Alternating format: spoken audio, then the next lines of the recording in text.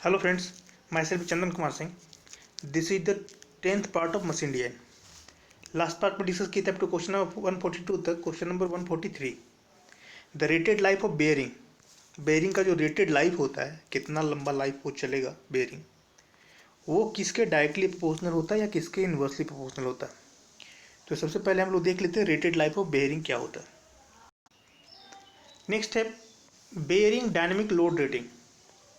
Bearing dynamic load rating हमको idea देता है कि बेयरिंग का लाइफ क्या होगा. सपोज कीजिए कि जैसे कि मान लीजिए ये आपका बेयरिंग है,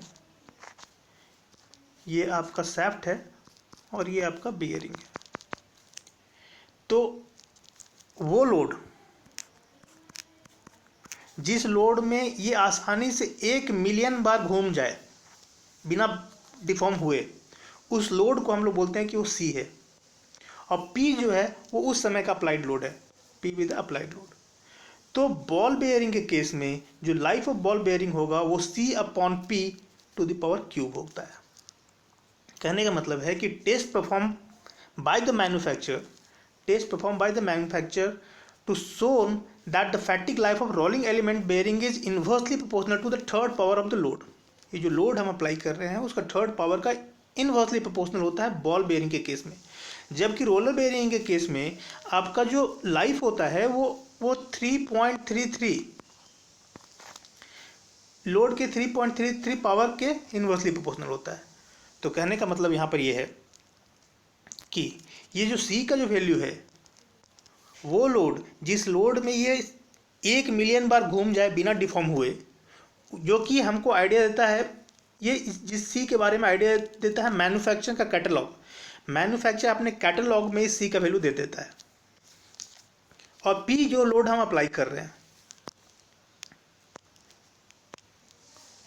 generally the desired value is much higher than 1 million cycle. C is provided by the manufacture. C होता क्या है? C is defined as the load which gives the life of 1 million revolution of the inner race. तो bearing का जो life है, life of the bearing जो भी है वो C divided by P to the power cube के बराबर होता है. सी क्या है? वो लोड जिस लोड में आसानी से 1 मिलियन बार घूम जाए और ये डिफॉर्म ना हो. और पी क्या है? जब हम लोड अप्लाई करते हैं उस वक्त का लोड. तो rated life of bearing varies inversely as the cube of the load. Next is the oiliness bearing. Bearing में जो ऑयलीनेस होता है, वो ऑयलीनेस क्या होता है? इन ऑयलीनेस बेयरिंग में क्या होता है? Oiliness is a property of lubricant. ये लुब्रिकेंट का प्रॉपर्टी होता है which is more difficult to define, जिसको डिफाइन करना थोड़ा सा मुश्किल है. It is joint property of the bearing material and lubricant. जो बेयरिंग मटेरियल है वो और लुब्रिकेंट के बीच का ये ज्वाइंट प्रॉपर्टी है. इसके वजह से हर एक लुब्रिकेंट का अपना अपना ऑयलीनेस वैल्यू होता है. इस वैल्यू के वजह से वहाँ पर जो फ्रिक्शन होता है वो फ्रिक्शन आपका रिड्यूस होता है. ये कहीं अलग से नहीं आता. अलग से हम यहाँ फ्लूइड सप्लाई नहीं कर रहे हैं, अलग से लुब्रिकेंट नहीं डाल रहे हैं. लुब्रिकेंट जो वहाँ अवेलेबल है, हर एक लुब्रिकेंट का अपना ऑयलीनेस का वैल्यू होता है. अब लुब्रिकेंट जो वहाँ पर अवेलेबल है, उस लुब्रिकेंट में जो भी उसका ऑयलीनेस वैल्यू होगा, उसके वजह से फ्रिक्शन जो है वो एप्रिसिएबली डिक्रीज होता है. तो जनरली हम लोग जानते हैं कि वेजिटेबल ऑयल जो होता है उसके पास हाई डिग्री ऑफ ऑयलीनेस होता है, हाई डिग्री ऑफ ऑयलीनेस होता है. वाइल द मिनरल ऑयल अगर है तो उसके पास relatively low value of oiliness होता है. तो ऑयलीनेस की वजह से the lubricant with oiliness absorbed into the metal surface and the friction is appreciably reduce. Friction जो है वो रिड्यूस होता है. तो कहने का मतलब है कि हर एक लुब्रिकेंट का अपना अपना ऑयलीनेस का वैल्यू होता है. इसके लिए कोई अलग से हम लोग फ्लूइड सप्लाई नहीं करते हैं. जो फ्लूइड वहाँ पर अवेलेबल है, जो लुब्रिकेंट वहाँ पे अवेलेबल है, उसमें क्या उसका ऑयलीनेस का वैल्यू है, उससे ऑयलीनेस के वैल्यू से क्या होता है कि उसका फ्रिक्शन कितना रिड्यूस होता है, ये हम लोग डिटरमाइन कर पाते हैं. तो हर एक फ्लूइड का अपना अपना ऑयलीनेस का वैल्यू होता है. It is the joint property of the bearing material and lubricant.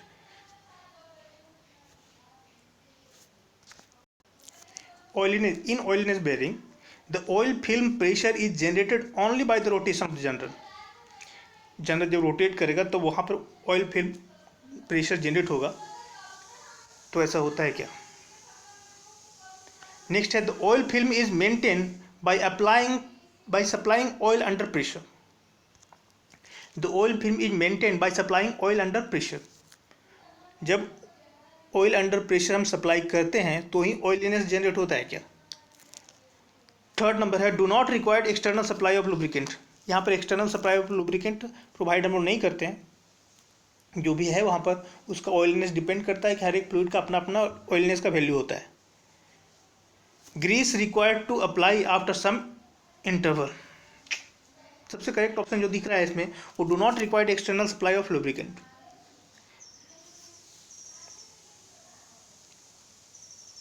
Next है in V belt drive belt touches.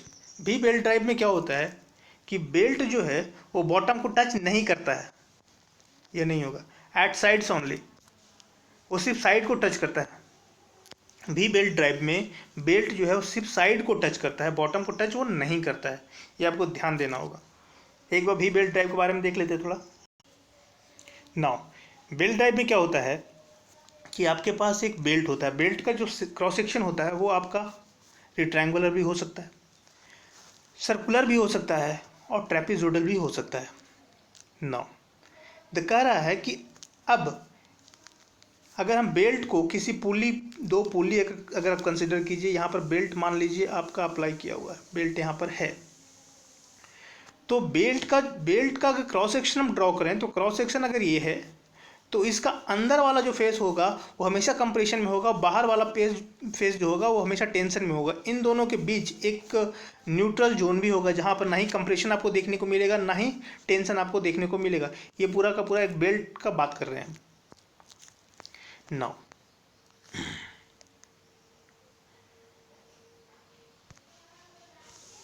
A belt drive is in a drive can be a rectangular section known as flat belt or a trapezoidal section जिसको हम लोग V belt के नाम से भी जानते हैं. In case of flat belt, the rim of the pulley is slightly crowned with the which help to keep the belt running centrally on the pulley rim. ठीक है, क्राउनिंग भी हम लोग पहले देख चुके हैं. In a V belt drive, the groove V belt drive के केस में the groove on the rim, जो groove on the rim of the pulley are made deeper. अगर ग्रूव है, ऐसा ग्रूव है और आपके पास ये आपका एक बेल्ट है, ये ग्रूव जो है वो लंबा है इस तरह से, इसमें आपका बेल्ट है.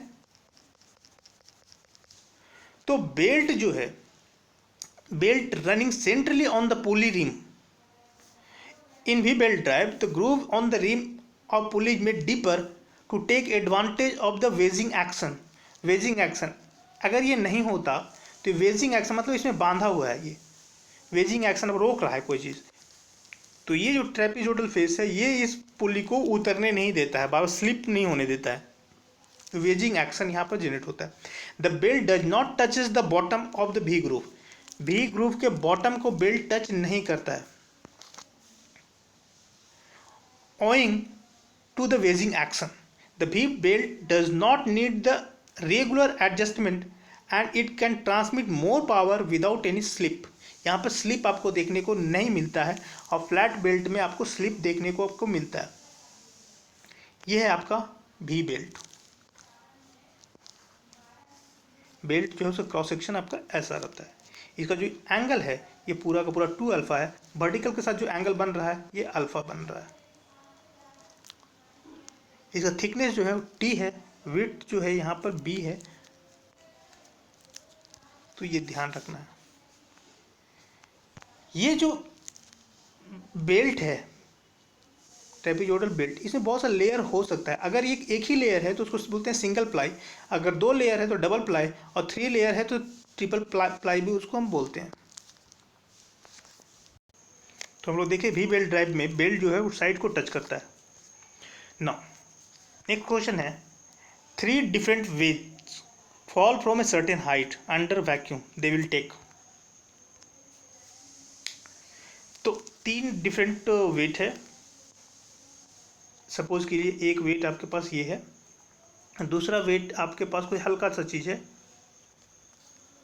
और तीसरा कोई और ऑब्जेक्ट है, ये तीनों को सर्टेन हाइट, ये ग्राउंड का अर्थ है ये, तो अर्थ से इसका जो हाइट है वो है h1, इसका भी हाइट है h1 और इसका भी हाइट है h1। दे विल टेक, अगर वो पृथ्वी की तरफ आ रहा है तो कितना टाइम लगेगा, same time, time proportional to weight, time inversely proportional to weight, unpredictable, क्या क्या सिचुएशन है। ये तो 9-10 का क्वेश्चन है ये। आप लोग को ये पता है कि कोई भी ऑब्जेक्ट जो है अगर पृथ्वी की तरफ आ रहा है, दैट मीन्स पृथ्वी में क्या है, एयर है, एटमोसफियर है।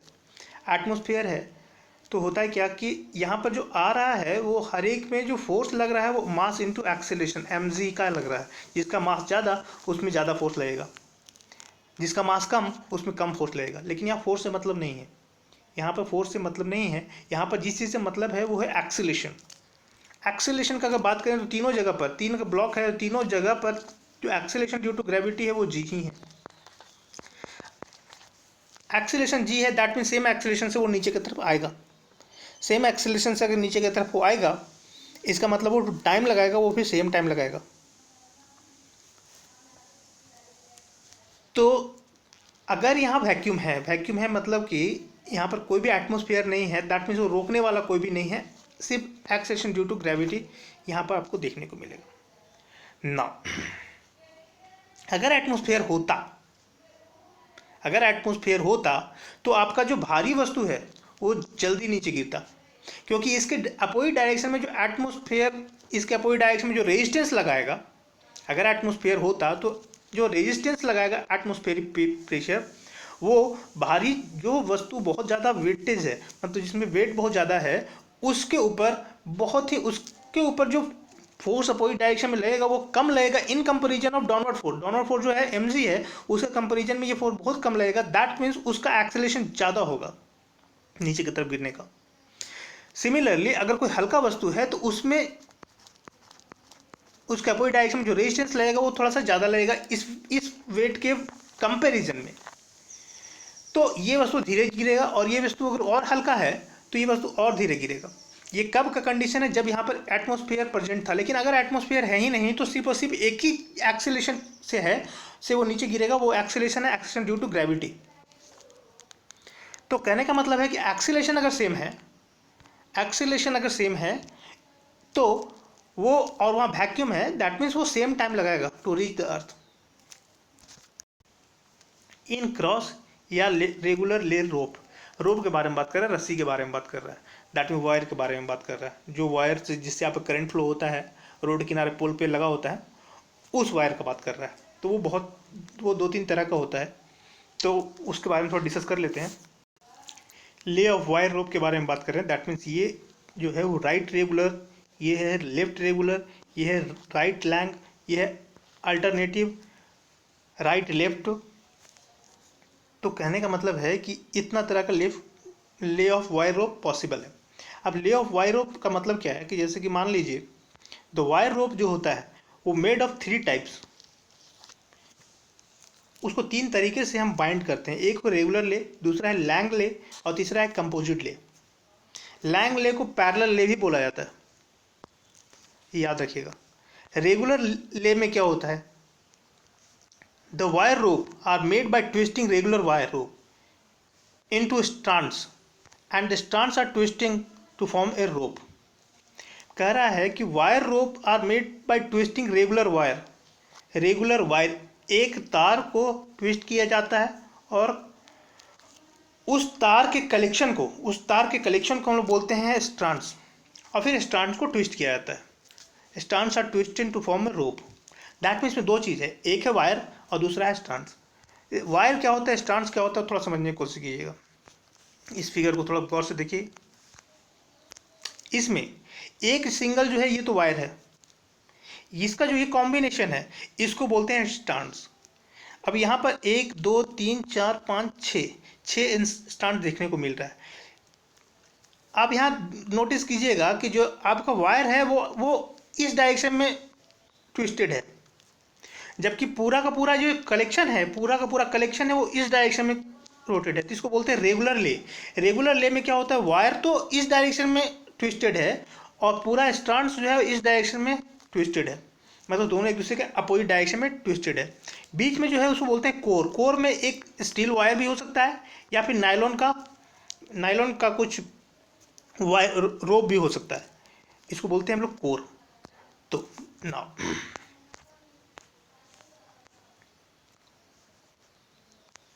रेगुलर ले में क्या होता है, wire rope are made by twisting a regular wire rope into strands and strands are twisted to form a rope. In general, the number of wire such that 7, 19, 21, 25 or 37 are twisted together to form a strands.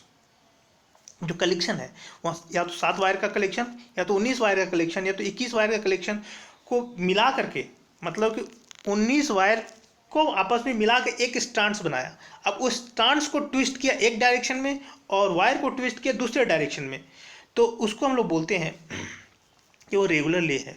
In regular lay the wires are twisted in one direction to form the strands and strands are twisted in opposite direction to form the rope. This is very very important ये line. in a rope the strands coil in the same direction as the right hand screw thread, the rope is said to be right hand lay and also called Z lay. If the strands coil around the rope in the same direction as the left hand screw thread, then the rope is said to be left handed or S lay. ये important नहीं है, आपको सिर्फ और सिर्फ इसमें ये पता होना चाहिए कि रेगुलर ले में होता है क्या। तो रेगुलर ले में आपका जो है वो कुछ वायर के कलेक्शन को आप लोग स्ट्रैंड्स बोलते हो। स्ट्रैंड्स एक डायरेक्शन में रोटेट रहता है, ट्विस्टेड रहता है, और वायर जो है वो दूसरे डायरेक्शन में ट्विस्टेड रहता है। नेक्स्ट है लैंगले। यहाँ पर आप देख सकते हो जैसे कि बहुत सारा स्ट्रैंड्स है, ये आपका बीच में कोर है। यहाँ पर क्या है, 6x7 वायर है। 6x7 वायर कहने का मतलब पहला जो 6 लेटर है ये आपको कितना स्ट्रैंड्स है वो उसके बारे में आइडिया देता है। 3 और 3 6 स्ट्रैंड्स है और दूसरा 7, मतलब हर एक स्ट्रैंड्स में आपको 7 देखने को मिलेगा, 7 वायर देखने को मिलेगा। एक स्ट्रैंड्स आप पकड़ लीजिए, मान लीजिए इसमें आप पकड़े तो 3 इधर 6 और बीच में एक 7, तो ये कहानी होता है। तो लैंगले में क्या होता है, Lang lay rope have the same direction in the strand and strands in rope. दोनों का दोनों सेम डायरेक्शन में रोटेट रहता है। कहने का मतलब है कि दोनों का दोनों जो है वो सेम डायरेक्शन में रोटेट है। वायर भी उसी डायरेक्शन में रोटेटेड है, ट्विस्टेड है, और आपका पूरा स्ट्रैंड्स भी उसी डायरेक्शन में ट्विस्टेड है। अगर ऐसा है तो इसको पैरेलल ले बोलते हैं या लैंगले भी बोलते हैं हम लोग। नेक्स्ट है कंपोजिट ले, और इसमें ये बात भी क्लियर कर दी है 6x19। पहला जो है वो कितना स्ट्रैंड्स के बारे में आइडिया देता है, दूसरा एक स्ट्रैंड में कितना वायर है उसके बारे में आइडिया देता है। The central part of the wire is called core. जो सेंट्रल पार्ट होता है उसको कोर बोलते हैं। कोर जो होता है वो फाइबर, प्लास्टिक, पेपर या एस्बेस्टस का बना होता है, या कभी कभी वायर भी यूज़ करते हैं उसकी जगह पर। नेक्स्ट है कंपोजिट ले। कंपोजिट ले क्या होता है, when the wires in the 2 adjacent strands are twisted in the opposite direction. 2 opposite strands are twisted in opposite direction, मतलब 2 एडजेसेंट स्ट्रैंड आप पकड़ लीजिए और वो दोनों एक दूसरे के साथ अपोजिट डायरेक्शन में वो रोटेटेड है, ट्विस्टेड है। The rope is known as composite और रिवर्स लेड रोप।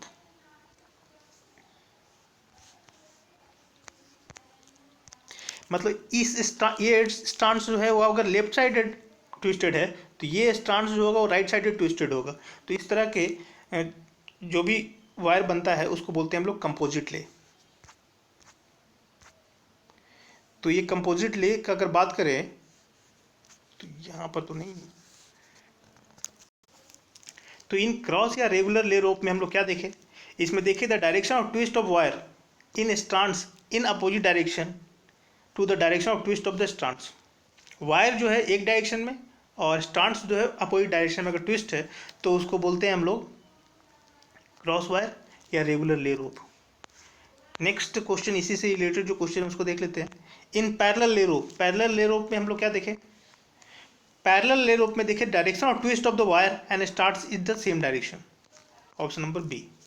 नेक्स्ट हम लोग देखें कंपोजिट या रिवर्स लेड रोप। इसमें देखें कि wire of 2 adjacent strands, 2 adjacent strands का जो वायर है are twisted in the opposite direction, option number C. Next question है whether any core is required in the wire rope. Wire rope में कोई core होता है?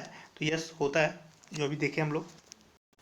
Now in standard taper rolling bearing,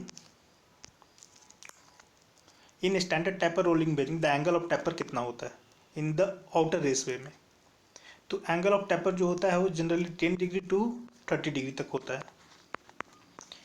25 degree आप मारिएगा। Now the size of the contact angle which is usually 10 degree to 30 degree. SKF single root tapered roller bearing are designed to accommodate combined load। इस tapper bearing में आपका combined load ये sustain कर सकता है, that means radial और axial दोनों load ये सस्टेन कर सकता है। नाउ इसके बारे में थोड़ा सा और हम देख लेते हैं। नाउ ये कुछ type of roller contact bearing है। इसमें सबसे फर्स्ट है deep groove roller contact bearing. इसमें क्या होता है कि इसमें कुछ ना कुछ अमाउंट ऑफ रेडियल लोड अब ये सस्टेन करता है और little amount of axial load भी ये सस्टेन करता है। क्योंकि यहाँ पर जो पॉइंट ऑफ कांटेक्ट है वो लाइन ऑफ कांटेक्ट नहीं, पॉइंट ऑफ कांटेक्ट है। पॉइंट ऑफ कांटेक्ट है, दैट मीन्स यहाँ फ्रिक्शन बहुत ज़्यादा कम है, फ्रिक्शन कम है। दैट मीन्स ये हाई स्पीड एप्लीकेशन के लिए मोर यूजफुल है। हाई स्पीड एप्लीकेशन अगर रोलर बेरिंग यूज़ कर रहे हैं, दैट मीन्स वो हाई स्पीड एप्लीकेशन के लिए मोर सस्टेनेबल है। लेकिन अगर बात करें हम इस सिलेंड्रिकल रोलर के केस में, अगर यहाँ जो बेरिंग है इसमें बॉल नहीं होकर रोलर है, रोलर अगर है तो रोलर में होता है क्या कि लाइन कांटेक्ट होता है। लाइन कांटेक्ट का मतलब ये है कि वो हैवी लोड को सस्टेन कर सकता है, हैवी लोड को सस्टेन कर सकता है। तो ये भी जो है ना, ये आपका बहुत हाई स्पीड और हैवी लोड को सस्टेन करने के लिए आपका सिलेंड्रिकल रोलर बेरिंग हम लोग यूज़ करते हैं।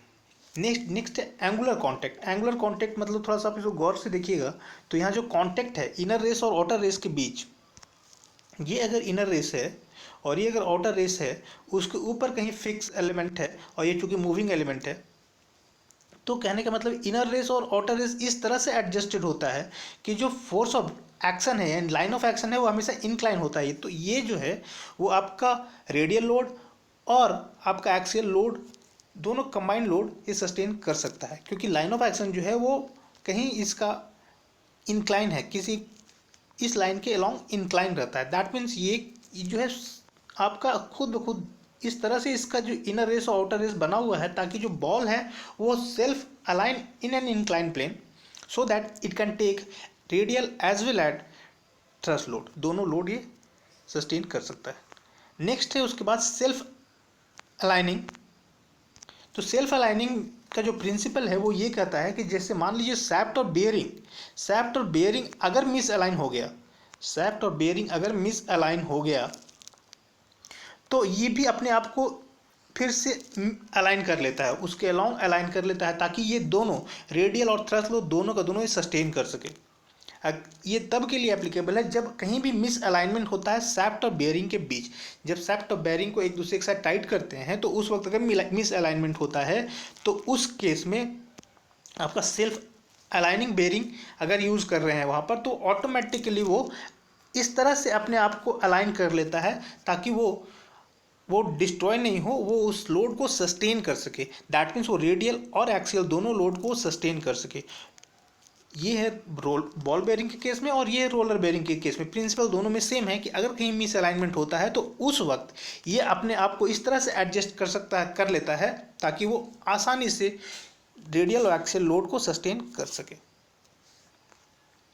नेक्स्ट है tapper roller bearing. Tapper roller bearing जो है यहाँ पर भी चूंकि लाइन कांटेक्ट है, लाइन कांटेक्ट दैट मीन्स वो हैवी लोड को सस्टेन कर सकता है और हैवी लोड को सस्टेन करने के साथ साथ यहाँ पर जैसा कि जो इसका जो एंगल है वो 10 डिग्री टू 30 डिग्री तक वेरी करता है। दैट मीन्स एंगल जो 10 से 30 डिग्री तक रहता है, जो अप्रोक्स हम लोग 25 डिग्री मान के चलते हैं।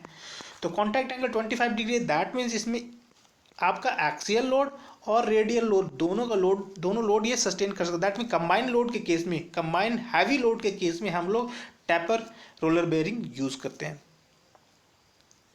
तो ये तो अब बेयरिंग की कहानी। The standard taper roller bearing, the angle of taper is 25 degree. Next है ball bearing type screw find in the application of steering mechanism. Discuss कर चुके हैं इसको। Next question number 153, if shearing stress in a nut, मतलब shearing stress in a nut is half of the tensile strength of a bolt, then the length of the nut क्या होगा? Now according to question क्या कहता है, shear stress in the nut का shear stress is equal to half of the tensile strength of the bolt. तो shear strength होता है क्या? फोर्स अपॉन पैरेलल एरिया जो भी है, और बोल्ट का टेंसाइल स्ट्रेंथ क्या होता है? Force upon perpendicular area. जैसे ही एक पुट करेंगे तो यहाँ से क्या होगा, यहाँ से आपका F F cancel, pi pi cancel, D D cancel, बचा क्या? बचा यहाँ ये 4 ऊपर चला जाएगा, मतलब 4/2 यानी 2 डिवाइडेड बाई डी, यानी H is equal to D/2, और D/2 यानी 0.5 D. H क्या है? Length of the nut. इसको अच्छे से समझने के लिए थोड़ा सा आप यहाँ पे गौर कीजिएगा कि जैसे मान लीजिए ये आपका बोल्ट है, अब बोल्ट में जो फोर्स लग रहा है वो P फोर्स लग रहा है. बोल्ट का जो डायमीटर है वो कोर डायमीटर मान के चलिए DC है. नाउ फोर्स जो लग रहा है वो P है. जब कोई फोर्स इस तरह से लगेगा तो अगर ये ब्रेक होता है तो यहाँ पर 2 बात है. अगर ये ब्रेक होता है यहाँ से तो ये जो एरिया है क्रॉस सेक्शनल एरिया, ये एरिया का कंसिडर करते हैं तो फोर्स अपॉन एरिया जो है π/4d², ये जो हमको देगा वो टेंसाइल स्ट्रेंथ देगा. ठीक है. अब बात आता है शियर स्ट्रेंथ. तो शियर स्ट्रेंथ जो डेवलप होगा नट में चूंकि नट शियर होगा, शियर नट जब होगा तो शियर स्ट्रेस की अगर बात करें तो शियर स्ट्रेस यानी फोर्स यानी कि P अपॉन एरिया जो होगा वो एरिया कौन सा होगा, ये एरिया आप ध्यान दीजिएगा. जैसे ही फोर्स आप ऐसे लगाइएगा तो ये एरिया आपका ब्रेक करेगा. ये एरिया है कितना? तो चूंकि इसका हाइट जो है वो H ले रहा है, हाइट क्या है? H है, और सर्कमफ्रेंस जो इसका होगा वो 2πr इंटू H, जो भी मिलेगा वो ये एरिया मिलेगा. तो ये जो रहा वो शियर स्ट्रेंथ, ये शियर स्ट्रेंथ और वो टेंसाइल स्ट्रेंथ जब दोनों एक दूसरे को बराबर करेंगे तो वहाँ से हमको H लेंथ ऑफ द नट आपका निकल जाएगा. तो कहानी ये है कि जब आप निकाले तो आप पाए क्या? H is equal to 0.5D. H is equal to 0.5D. Now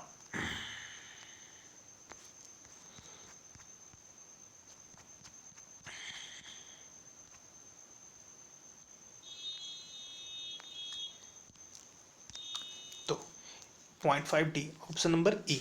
but book में जो ऑप्शन है वो है आपका A. क्या कह रहा है क्वेश्चन? फिर से आप पढ़िए. If the shearing stress in nut is half the tensile strength in the bolt, then the nut length should be equal to. तो नट लेंथ क्या होगा? तो नट लेंथ जो होगा वो 0.5, नट का जो लेंथ होगा वो 0.5 into diameter of the bolt होगा. ये हम लोग निकाले. अब रहा बुक में जो ऑप्शन है वो ऑप्शन ये है जो कि करेक्ट नहीं है. तो इसको प्रूफ करने के लिए क्यों करेक्ट नहीं है आप इसको देख लीजिए.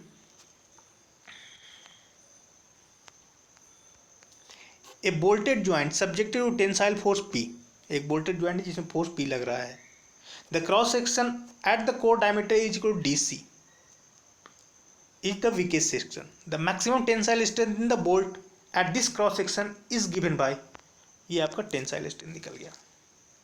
The height of the nut is H can be determined by equating the equation of strength of A bolt in tension. जो भी टेंशन में जो इक्वेशन हमको मिला ये इक्वेशन को इक्वेट करना होगा with the strength in shear. The procedure is based on the equation number 7.2. ये है कुछ एजम्पशन था, वो एजम्पशन इंपॉर्टेंट नहीं था इसलिए उसको हम देखने फिलहाल. ये शियर स्ट्रेंथ का ये टेंसाइल स्ट्रेंथ की बात कर रहा है. अगर फैक्टर ऑफ सेफ्टी कंसीडर कर रहा है तो stress into area is equal to force.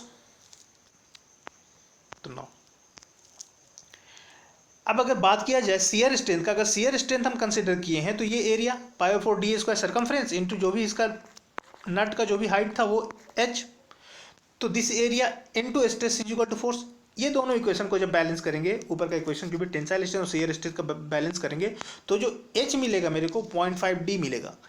तो यहाँ से क्लियर है कि ये निकलेगा कैसे। तो यहाँ पर स्पष्ट लिखा हुआ है कि बोल्ट इन टेंशन और स्ट्रेंथ इन शेयर, जब दोनों को आप इक्वेट कीजिएगा तब जा करके आपका एच निकलेगा, by equating the equation of this and this.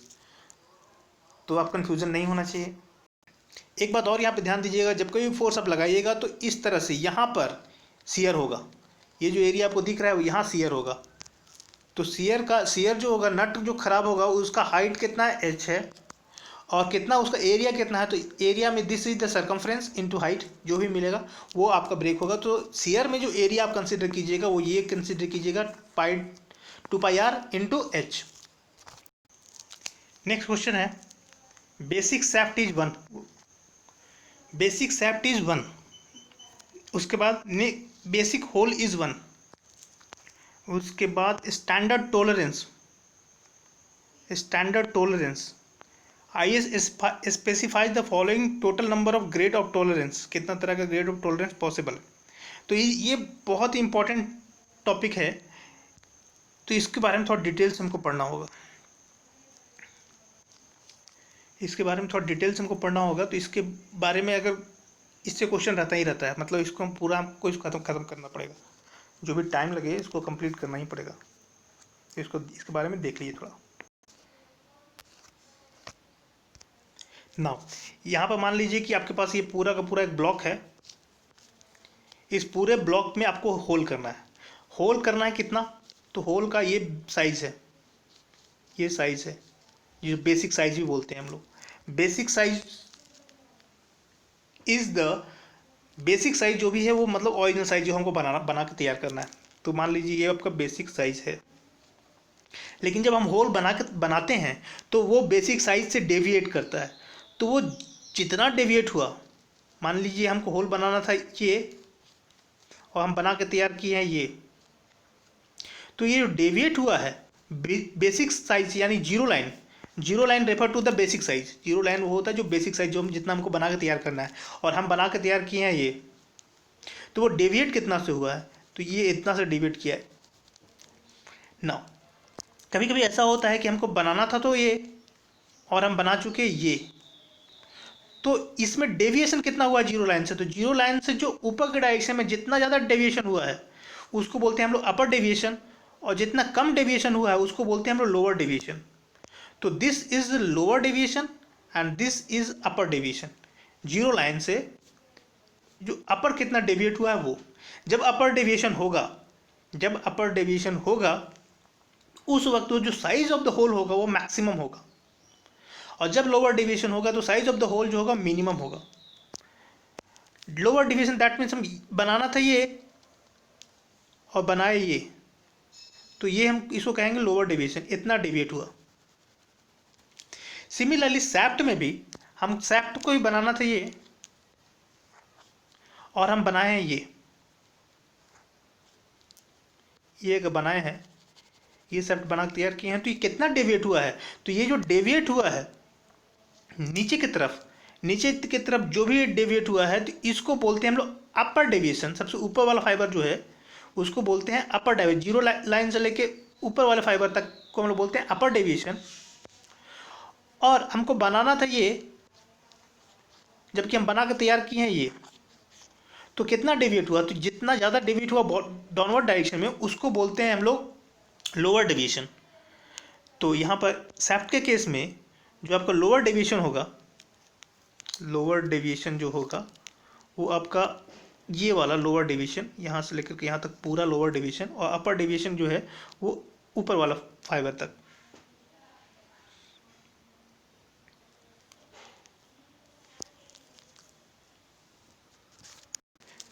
That means हम ये कह सकते हैं कि ये वाला चीज़ जो है जीरो लाइन से अपर फेस का जो ये डिस्टेंस, इसको बोलते हैं हम लोग अपर डेविएशन।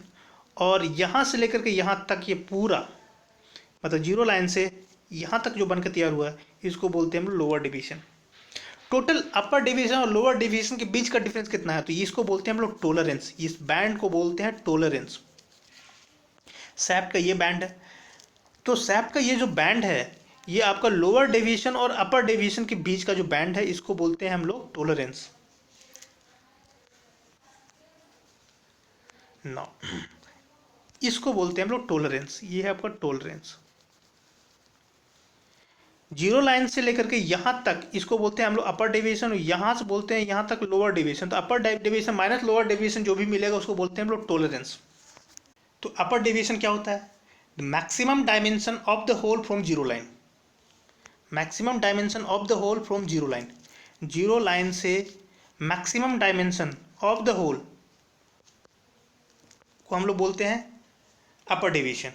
या फिर minimum dimension of the shaft, shaft का minimum dimension of the shaft, minimum dimension of the shaft जो भी होगा from the zero line, zero line से minimum dimension of the shaft जो भी होगा, यानी कि ये, इसको बोलते हैं हम लोग अपर डेविएशन। मतलब minimum dimension of shaft from zero line या maximum dimension of hole from zero line. Similarly अगर लोअर डेविएशन का हम बात करें, तो लोअर डेविएशन का बात करें तो ये जीरो लाइन से ये वाला जो डिस्टेंस है ये लोअर डेविएशन, और इसमें लोअर डेविएशन यहाँ से लेकर के यहाँ तक।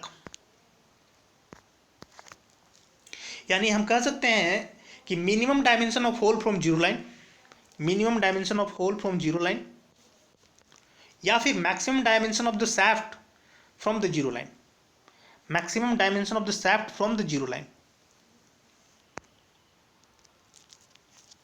उसको हम लोग बोलते हैं लोअर डेविएशन। नेक्स्ट जो इंपॉर्टेंट टर्म है वो है फंडामेंटल डेविएशन। क्या होता है फंडामेंटल डेविएशन? वो होता है कि the deviation which is close to the basic size of the shaft. Basic size यानी कि बात करें जीरो लाइन, बेसिक साइज यानी जीरो लाइन, मतलब वो डेविएशन, यहाँ पर दो तरह का डेविएशन है, lower deviation and upper deviation. वो डेविएशन जो कि बेसिक साइज के नज़दीक हो उसको बोलते हैं हम लोग फंडामेंटल डेविएशन।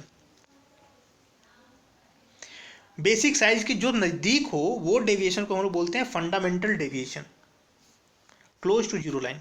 दैट मीन्स हम ये कह सकते हैं कि यहाँ पर this is the fundamental dimension, क्योंकि बेसिक साइज के नज़दीक यही है आपका, और इस केस में बेसिक साइज यानी जीरो लाइन के नज़दीक ये है, तो दिस इज फंडामेंटल डायमेंशन, ये और ये।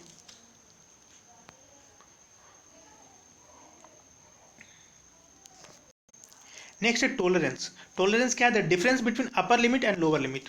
अपर लिमिट और लोअर लिमिट के बीच कोई डिफरेंस होता है उसको बोलते हैं टोलरेंस।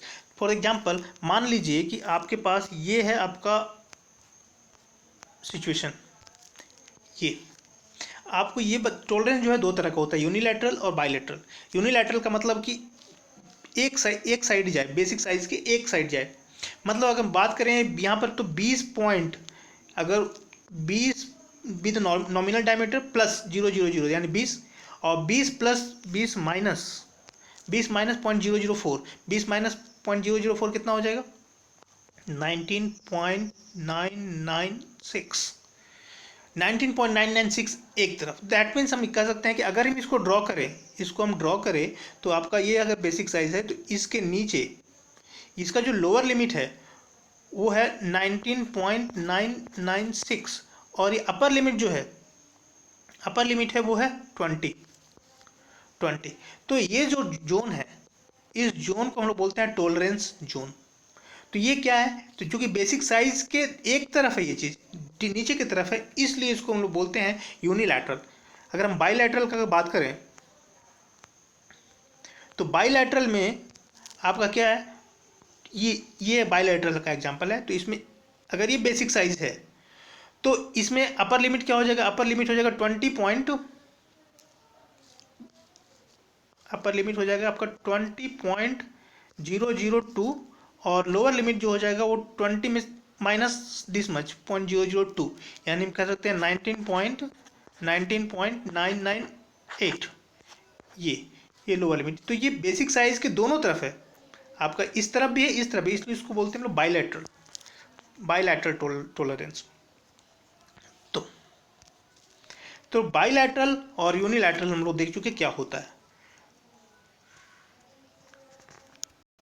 नेक्स्ट अगर हम फिट का बात करें तो फिट को 3 भाग में क्लासीफाई किया गया, एक है क्लियरेंस फिट, दूसरा है इंटरफेरेंस फिट और तीसरा है ट्रांजिशन फिट। क्लियरेंस फिट के बारे में बात करते हैं। तो क्लियरेंस फिट में होता है क्या कि जैसे आप देख सकते हैं, this is the minimum dimension of the shaft, this is the maximum dimension of the shaft. ये जो बैंड है इसको बोलते हैं tolerance band. Now similarly hole के केस में this is the minimum dimension of the hole, this is the maximum dimension of the hole. इसके बीच जो है इसको बोलेंगे हम लोग टॉलरेंस बैंड।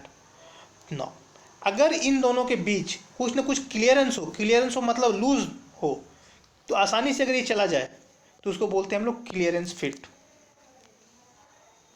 इसको बोलेंगे हम लोग क्लियरेंस फिट। क्लियरेंस फिट में the largest permitted shaft diameter is smaller than the diameter of the smallest hole. No, hole से छोटा होता है सैफ्ट, होल से सैफ्ट छोटा होता है, डेट में वहाँ कुछ क्लियरेंस होता है। तो अगर अब बात कीजिए इसके बारे में, तो ये क्या है, ये minimum dimension of the shaft और ये क्या है, maximum dimension of the shaft. Similarly this is the minimum dimension of the hole and this is the maximum dimension of the hole. ये आपको होल जो बनाना है वो या तो होल तो बनाना था बेसिक साइज, अगर ये बेसिक साइज है, बेसिक साइज से डेविएट हुआ है तो कितना डेविएट हुआ है, तो कम से कम इतना डेविएट हुआ है और अधिक से अधिक इतना डेविएट हुआ है। तो ये इस जोन में जो minimum dimension of the hole है, minimum dimension of the hole है, मान लीजिए आप ऐसा होल बनाए हैं जिसमें ये है कहानी, minimum dimension of the hole ये आप बना के तैयार किए हैं, और जो सैफ्ट आप बना के तैयार किए हैं वो सैफ्ट आप ये बना के तैयार किए हैं।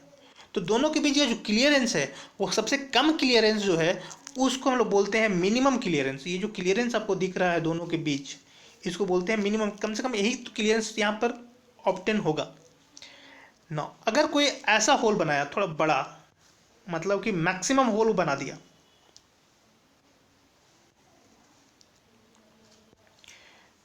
और जो सैफ्ट बनाया वो सैफ्ट मिनिमम बना दिया, तब जो यहाँ दोनों के बीच क्लियरेंस होगा वो क्लियरेंस इतना होगा, इतना का क्लियरेंस होगा। तो इस क्लियरेंस को हम लोग बोलते हैं maximum clearance. Clearance fits are used when it is desirable for the shaft to rotate or slide freely inside the hole. It is usually referred as the sliding fit, इसको हम sliding fit भी बोलते हैं। Now next है interference fit. Interference fit में क्या होता है कि आपका सैफ्ट होल के अंदर आसानी से जाने वाला नहीं है, और अगर किसी न किसी तरीके से ठोक ठाक के आप अंदर भेज दिए तो वो जो ज्वाइंट क्रिएट करेगा वो टाइट ज्वाइंट क्रिएट करेगा, तो इसको टाइट फिट भी बोलते हैं। ये भी आप ध्यान दीजिएगा, मतलब इसके अंदर तो जाने वाला ही नहीं है। सबसे पहले जैसे कि आप सैफ्ट को देख रहे हैं, ये होल के अंदर जाएगा, जाने वाला ही नहीं है, कुछ ना कुछ इंटरफेयर करेगा वो, इंटरफेरेंस फिट। तो कह रहा है कि इसमें the minimum permitted diameter of the shaft, shaft का वो मिनिमम सबसे लोअर एंड, तो मिनिमम सैफ्ट आप देख सकते हैं, मिनिमम सैफ्ट जो है is larger than the maximum diameter of the hole. अगर ये मैक्सिमम डायमीटर होल भी बना दिए होते तो उसमें उससे भी जो minimum diameter of the shaft जो है उससे भी बड़ा होता। The minimum permitted diameter of the shaft is larger than the maximum diameter of the hole, hole के मैक्सिमम डायमीटर से बड़ा होता है। तो इस तरह का जब भी फिट हो तो उसको बोलते हैं हम लोग इंटरफेरेंस फिट। यहाँ पर देख सकते हैं this is the minimum hole और this is the maximum hole. Similarly this is the minimum shaft, this is the maximum side. तो इंटरफेरेंस जो यहाँ पर इंटरफेरेंस पॉसिबल है, तो सबसे कम इंटरफेरेंस आपको कितना मिलेगा, तो सबसे कम इंटरफेरेंस यहाँ पर जो देखने को मिलेगा वो ये मिलेगा। दैट मीन्स अगर मैक्सिमम होल हम बना दिए होते और मिनिमम सैफ्ट बना दिए होते, मिनिमम सैफ्ट लोअर, तो उन दोनों के बीच का जो भी डिफरेंस था उसको बोलते थे हम लोग मिनिमम इंटरफेरेंस। खुदा न खास्ते जो होल बनाया वो मान लीजिए छोटा बनाया और सैफ्ट बड़ा बना दिए, तो जो मैक्सिमम इंटरफेरेंस आपको देखने को मिलेगा इस जोन को हम लोग बोलेंगे maximum interference. Now transition fit. Transition fit क्या होता है, ये क्लियरेंस फिट और इंटरफेरेंस फिट के बीच कहीं लाई करता है। तो इसमें आप देख सकते हैं कि जो ये होल है और जो ये सैफ्ट का टॉलरेंस है, ये दोनों एक दूसरे ओवरलैप कर रहा है। ओवरलैप कहने का मतलब है कि आप अगर ये बनाए हैं maximum diameter of the hole and minimum diameter of the shaft, तब तो आसानी से चला जाएगा। या फिर आप ये भी बनाए हैं कि minimum diameter of the shaft hole and maximum diameter of the shaft, तो भी वो ज़्यादा दिक्कत नहीं करेगा, आसानी से वो चला जाएगा उसके अंदर। तो कह रहे हैं the diameter of the largest allowable hole is greater than that of the smallest shaft, but the smallest hole is smaller than the largest shaft. Smallest hole is smaller than the largest shaft, या फिर the largest hole is greater than that of the smallest shaft, largest hole is greater than that of the smallest shaft. तो इसको बोलते हैं transition fit. Actual में ये उन दोनों क्लियरेंस फिट और इंटरफेरेंस फिट के बीच होता है। इंटरफेरेंस फिट में हम लोग देखें क्या, interference fits are use when it is desirable for the shaft to be securely held within the hole, great force is needed to separate the part. एक बार उसको हम टाइट फिट कर दिए तो बहुत ज़्यादा फोर्स अप्लाई करना होगा उसको सेपरेट करने के लिए, and mating parts gate damage when separated. जब वो सेपरेट करेंगे तो मेटिंग पार्ट डैमेज हो जाएगा। ट्रांजिशन फिट में हम लोग देखें, transition fit are use when it is desirable that the shaft is to be held securely yet not be securely, it cannot be disassembled, it is also known as location fit। Next है basic of limit system. Limit system का दो basic है, एक है whole basis system, दूसरा है shaft basis system. Hole basis system में hole को हम कांस्टेंट रखते हैं, शाफ्ट के साइज को चेंज करते हैं। तो मान लीजिए यहाँ पर होल जो है वो आपका कांस्टेंट है, होल में कुछ नहीं होने वाला है। शाफ्ट आप चेंज कर रहे हैं, होल में कुछ नहीं होने वाला है। दैट मीन्स कहने का मतलब है कि होल का जो डायमेंशन है, होल का या तो ये होल पॉसिबल है या तो आपको ये होल पॉसिबल है, लेकिन जो भी पॉसिबल है वो उतना ही, एक होल आपको मिल गया लंबा सा, उसमें आपको शाफ्ट बनाना है। तो शाफ्ट आप तीन तरह का फिट वहाँ पे दिखा सकते हैं, एक तो है क्लियरेंस फिट, दूसरा है आपका ट्रांजिशन फिट और तीसरा है आपका इंटरफेरेंस फिट। तो इसमें आप नोटिस कर रहे होंगे कि यहाँ पर क्या है, कुछ ना कुछ क्लियरेंस है, यहाँ पर ट्रांजिशन फिट है, दोनों एक दूसरे के साथ ओवरलैप कर रहे हैं। जब भी ओवरलैप करता है दोनों का टॉलरेंस जोन होल और शाफ्ट का, तो उसको बोलते हैं ट्रांजिशन फिट। और third one is the interference fit, that means minimum maximum dimension of the hole is smaller than the minimum dimension of the shaft, shaft के मिनिमम डायमेंशन से छोटा होता है। तो इस तरह इसको बोलते हैं हम लोग इंटरफेरेंस फिट। तो ये पॉसिबल है। नेक्स्ट अगर बात करें शाफ्ट बेसिस सिस्टम पे, तो शाफ्ट बेसिस सिस्टम में शाफ्ट को आप कांस्टेंट रखिएगा, होल को आप बार बार चेंज कीजिएगा। तो होल को चेंज करना है, दैट मीन्स आप इसमें आप देख सकते हैं कि शाफ्ट और होल के बीच कुछ ना कुछ क्लियरेंस है, यहाँ पर ओवरलैपिंग जोन है और यहाँ पर इंटरफेयर कर गया, दैट मीन्स आपका शाफ्ट बड़ा था, होल आपका छोटा। तो यहाँ पर आप दोनों में से कोई भी एक सिस्टम कंसिडर करके काम कर सकते हैं, या तो होल बेसिस सिस्टम या तो शाफ्ट बेसिस सिस्टम। ना अगर हम होल बेसिस सिस्टम का बात करें तो होल बेसिस सिस्टम में होल को केप्ट कांस्टेंट रखते हैं, शाफ्ट का साइज को चेंज करते हैं। तो शाफ्ट का साइज को चेंज करते हैं, दैट मीन्स अगर ये होल है और ये शाफ्ट है, दोनों के बीच कुछ ना कुछ क्लियरेंस आपको दिख रहा है, लेकिन जैसे जैसे शाफ्ट का साइज हम बढ़ाएंगे वैसे वैसे वो इंटरफेयर करना चालू करेगा। शाफ्ट जो है वो होल के टॉलरेंस बैंड के अंदर आ गया, तो इसको बोलते हैं ट्रांजिशन फिट। बीच में भी लाई करता है तो भी ट्रांजिशन फिट, यहाँ भी लाई करता है तो भी ट्रांजिशन फिट। या अगर वो ऊपर चला जाए, शाफ्ट ऊपर चला जाए, होल नीचे चला जाए, दैट मीन्स इसको बोलते हैं हम लोग इंटरफेरेंस फिट। तो ये तो आप तो ये देख चुके, ये तो होल बेसिस सिस्टम था। नेक्स्ट है आपके पास शाफ्ट बेसिस सिस्टम। इसमें क्या होता है कि शाफ्ट को आप केप्ट कांस्टेंट रखते हैं, होल के साइज को आप सीधे धीरे धीरे धीरे धीरे रिड्यूस करते हैं। तो सबसे पहले होल ऊपर था और शाफ्ट नीचे था, दैट मीन दोनों के बीच कुछ ना कुछ क्लियरेंस था। जैसे ही आप ट्रांजिशन में गए, क्लियरेंस के बाद ट्रांजिशन फिट में जाइएगा, तो ट्रांजिशन फिट में क्या होगा कि होल का साइज जैसे जैसे आप छोटा कीजिएगा, क्योंकि शाफ्ट का साइज कांस्टेंट है, होल के साइज को आप डिक्रीज कर रहे हैं, तो होल जो है वो कुछ ना कुछ ट्रांजिशन पीरियड में कुछ ना कुछ ओवरलैप कर रहा है, पूरा ओवरलैप कर रहा है, और कुछ पार्ट नीचे की तरफ निकल गया, दैट मीन्स यहाँ भी ओवरलैप कर रहा है। तो ये पूरा का पूरा ट्रांजिशन जोन दिखाता है। लेकिन यदि होल नीचे हो जाए और शाफ्ट ऊपर हो जाए, दैट मीन्स हम कह सकते हैं होल का साइज छोटा, शाफ्ट का साइज बड़ा, तो उसको बोलते हैं हम लोग शाफ्ट बेसिस सिस्टम।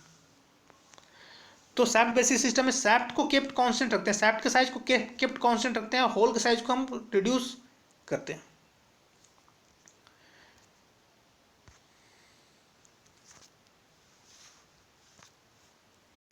नेक्स्ट है Indian standard system of limit and fit. According to Indian standard, the system of limit and fit comprises of 18 grade of fundamental tolerance. Total tolerance यहाँ पे जो पॉसिबल है, कितना तरह का टॉलरेंस हो सकता है, तो टॉलरेंस टोटल 18 तरह का टॉलरेंस हो सकता है। उसमें पहला है Indian tolerance band 0, 1, Indian tolerance band 0, और उसके बाद इंडियन टॉलरेंस 1 से लेके इंडियन टॉलरेंस 16 तक, 1 से 16, 16 यहाँ, 17, 18, टोटल 18 टॉलरेंस बैंड पॉसिबल है। पहला टॉलरेंस बैंड कितना तरह का फंडामेंटल टॉलरेंस पॉसिबल है, तो टोटल 18 फंडामेंटल टॉलरेंस को वहाँ दिखाया गया है। और हर एक का टॉलरेंस में अगर हम ये सीधा सीधी बता दिए कि चलो इतना टॉलरेंस का आपको बनाना है, तो उसका मैग्नीट्यूड कितना होगा, तो इतना इंटू आई। आई क्या है, आई जो है वो टॉलरेंस यूनिट को रिप्रेजेंट करता है। आई जो है माइक्रोन में उसको मेजर करते हैं, और उसका फॉर्मूला जो है 0.45 root under capital D plus 0.001 into D, where D is the size of the geometric mean of the diameter. तो यहाँ पर आप समझ सकते हैं कि जैसे कि ये मान लीजिए कि 25 है, इंटरनेशनल टॉलरेंस 8 का बात कर रहे हैं, तो 25 आई मेरे को कैलकुलेट करना होगा, तो आई का वैल्यू हम यहाँ से निकाल लेंगे। मेरे पास जो भी सैफ्ट या होल बना रहे हैं उसका लोअर जो टॉलरेंस है, मतलब कि लोअर टॉलरेंस बैंड जो है, उसमें लोअर लिमिट जो है वो मान लीजिए 8 मिलीमीटर का, अपर लिमिट जो है वो 10 मिलीमीटर का है। तो इन दोनों का ज्योमेट्रिक मीन निकाल करके रेडियस निकाल लेंगे। तो रेडियस में जब मेरे को मिल जाएगा, यानी डायमीटर अगर हम मेरे को मिल जाएगा, तो डायमीटर का ज्योमेट्रिक मीन, हम इन दोनों को का ज्योमेट्रिक मीन मिलकर डायमीटर निकल जाएगा। डायमीटर को यहाँ पर इंजेक्ट करेंगे तो आई निकल जाएगा, आई निकल जाएगा, तो जो भी टॉलरेंस हमको चाहिए उतना इंटू आई कर देंगे। फिलहाल ये न्यूमेरिकल से क्लियर होगा। नाउ अगर हम बात करें फंडामेंटल डेविएशन का, तो 25 फंडामेंटल डेविएशन पॉसिबल, यहाँ पर टोटल 25 फंडामेंटल डेविएशन पॉसिबल है। वो 25 फंडामेंटल डेविएशन जो होता है वो ए से लेकर के जेड सी, ए से लेकर जेड सी तक पॉसिबल है, और स्मॉल ए से लेकर स्मॉल जेड सी तक, small letter for the shaft and capital letter for the hole. Now इस डायरेक्शन में आपका फंडामेंटल डेविएशन, ये जो बात कर रहा है ऊपर में होल के लिए, नीचे में जो बात कर रहा है ये सैफ्ट के लिए। यहाँ पर ये टॉलरेंस अगर बात कीजिए टॉलरेंस, ये तो ये है जीरो लाइन, ये बेसिक साइज है। आपको साइज बनाना था ये, और आप बना चुके ये, मतलब होल आप इस पर्टिकुलर का हम बात करें, इस पर्टिकुलर का, तो होल का ये आप होल बना चुके हैं। ये आपका बेसिक साइज, ये आप होल बना के तैयार किए। अगर होल बेसिक साइज से जितना भी ये है, ये इसको बोलेंगे लोअर डेविएशन, और इसको बोलेंगे हम लोग अपर डेविएशन। जो नज़दीक है लोअर डेविएशन, इसको बोलते हैं हम लोग फंडामेंटल डेविएशन। बेसिक साइज से जो नज़दीक है इसको बोलते हैं लोग फंडामेंटल डेविएशन। ये तो होल का बात, और ये है सैफ्ट का बात। तो ये है बेसिक साइज, और ये सैफ्ट का लोअर लिमिट ये, और अपर लिमिट ये सैफ्ट बना के तैयार किए। अगर ये सैफ्ट का और ये ऊपर में होल को हम लोग यहाँ कैपिटल लेटर में लिखते हैं, कैपिटल लेटर से डिनोट करते हैं, और सैफ्ट को स्मॉल लेटर से डिनोट करते हैं। अगर होल और सैफ्ट के बीच क्लियरेंस जो है, वो क्लियरेंस दिख रहा है आपको कि यहाँ बेसिक साइज है, और ये बेसिक साइज है, दैट मीन्स यहाँ भी बेसिक साइज है सैफ्ट का। बेसिक साइड से होल कितना डेविएट हुआ, तो इतना डेविएट हुआ है। सैफ्ट बेसिक साइड से कितना डेविएट हुआ है, तो बेसिक साइड से सैफ्ट इतना डेविएट हुआ है। दैट मीन्स यहाँ पर दिख रहा है क्लियरेंस दिख रहा है, मतलब कि एक क्लियरेंस जोन है। मतलब इस जोन में आपको दिख रहा होगा कि ये क्लियरेंस, सब बेसिक साइज से कुछ ना कुछ यहाँ क्लियरेंस रखे हुए हैं। यहाँ भी बेसिक साइज से कुछ ना कुछ क्लियरेंस, तो इस जोन को हम लोग बोलते हैं क्लियरेंस जोन। उसके बाद यहाँ पर एट एच पे आप देखिएगा कि कोई भी डेविएशन पॉसिबल नहीं है, मतलब फंडामेंटल डेविएशन जो यहाँ पर होगा वो जीरो होगा। फंडामेंटल डेविएशन कितना होगा, जीरो होगा, होल में भी सैफ्ट में भी। तो यहाँ से लेकर के यहाँ तक, कहाँ से कहाँ तक, यहाँ से लेकर के यहाँ तक, चूंकि इंटरफेयर कर रहा है, मतलब ट्रांजिशन पीरियड में हम बताए थे कि या तो टच करे, जैसे जैसे आप होल को नीचे की तरफ शिफ्ट करिएगा तो यहाँ टच करे, उससे इंटरफेयर करे, यहाँ इंटरफेयर कर, यहाँ पूरा का पूरा यहाँ बाहर निकल गया। तो कहने का मतलब है कि इस जोन को हम लोग बोलेंगे ट्रांजिशन जोन, इस जोन को क्लियरेंस जोन, और इस जोन में इंटरफेयर कर रहा है तो इसको बोलेंगे इंटरफेरेंस जोन। फिलहाल आपको इतना ही ध्यान रखना है। तो यहाँ पर एक बात और ध्यान देना है कि जो एच है, एच में फंडामेंटल डेविएशन नहीं, जीरो है। एच में फंडामेंटल डेविएशन जीरो है। इस सैफ्ट के लिए फंडामेंटल डेविएशन जीरो, होल के लिए फंडामेंटल डेविएशन जीरो। नाउ जहाँ पर देखें हम कि फॉर होल के लिए capital H stand for dimension whose lower deviation refer to the basic size, जिसका लोअर डेविएशन बेसिक साइज के नज़दीक है, और लोअर डायमेंशन बेसिक साइज के नज़दीक है तो उसको हम लोग बोलते हैं fundamental deviation.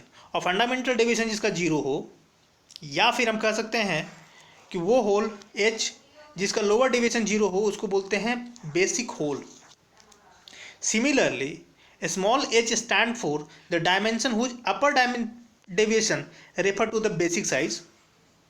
The shaft H for which the upper deviation is zero is called basic shaft। मतलब वो H, कैपिटल H और स्मॉल h को हम लोग बोलते हैं बेसिक साइज।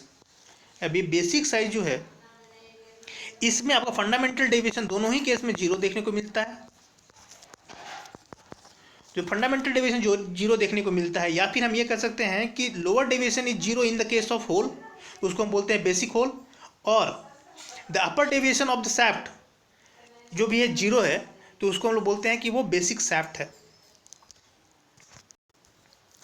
ना। बेसिक शाफ्ट क्या होता है? बेसिक शाफ्ट इज वन जिसका शाफ्ट का बात कर रहा है, तो शाफ्ट का बात कर रहा है तभी बेसिक साइज देखे, इसका टॉलरेंस बैंड एच का ये हम लोग देखे, तो इसमें ये देखे कि upper dimension of the upper deviation is zero. Upper deviation अगर जीरो हो तो अपर डेविएशन जो बेसिक साइज से अपर डेविएशन कितना वैरी कर रहा है उसी को बोलते हैं लोग फंडामेंटल डेविएशन। तो अपर डेविएशन अगर जीरो हो तो उसको बोलते हैं लोग basic shaft, whose upper dimension deviation is zero. Next है बेसिक होल। बेसिक होल हम लोग देख चुके। तो बेसिक होल क्या होता है? Whose lower deviation is zero. अगर ये बेसिक साइज है तो ये होल है, तो होल का लोअर डेविएशन जो भी है वो एक्चुअल में लोअर डेविएशन आपका जीरो हो तो, या फिर फंडामेंटल डेविएशन जीरो हो तो उसको हम लोग बोलते हैं basic hole. Next standard tolerance unit जो है वो आई इज इक्वल टू कितना? 0.45 cube root of D plus 0.001 into D. Next है Indian standard specify the total number of grade of tolerance. Total कितना ग्रेड पॉसिबल है? Total 18 grade possible है ना। जैसे कि मैं देख चुके स्टैंडर्ड टॉलरेंस जो होता है उसमें 18 ग्रेड होता है, IT01, IT0 और IT1 से लेकर के 16 तक टोटल 18 ग्रेड पॉसिबल है। नेक्स्ट है फंडामेंटल डेविएशन। फंडामेंटल डेविएशन जो होता है वो 25 टाइप का होता है। कैपिटल ए से जेड सी होल के लिए कैपिटल लेटर, और स्मॉल ए से जेड सी सैफ्ट के लिए ना।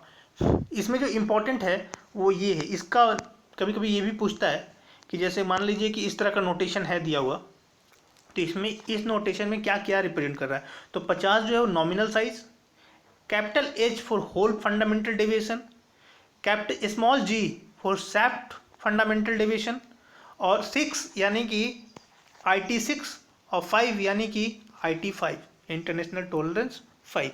तो ये किस किस कौन कौन सा इसमें लेटर जो है वो किस चीज़ को रिप्रेजेंट करता है उसके बारे में था, तो ये भी आप ध्यान में रखिएगा।